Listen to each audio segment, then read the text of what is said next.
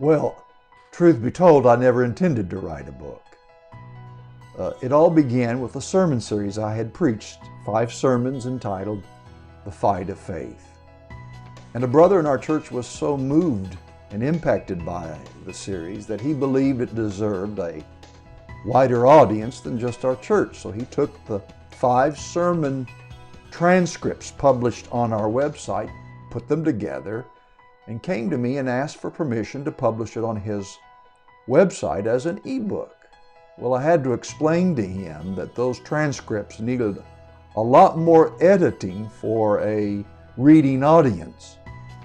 And so I took those sermons, transcripts, began to edit them, and rewrite some more. And the book began to grow. It began to evolve. New things came to me.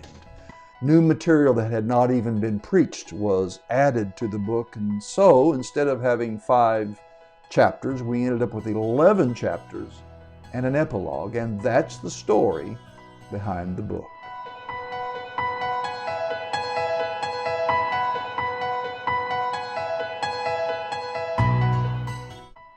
The target audience, of course, are Christians who are struggling with the lack of assurance.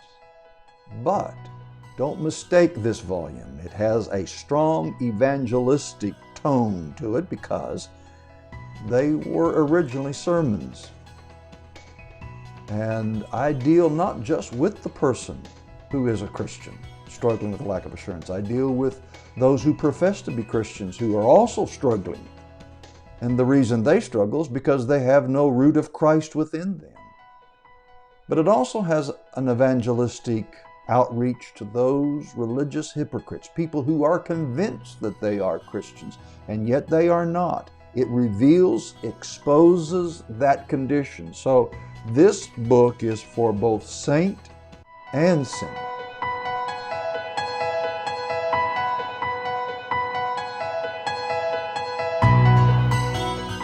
Most people approach the subject of assurance of salvation using a system of scriptural test of faith.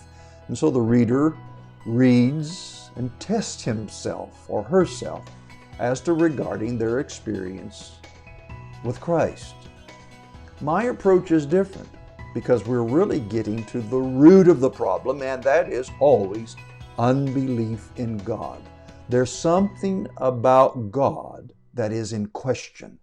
And so this book has been written to reveal and expose the core problem.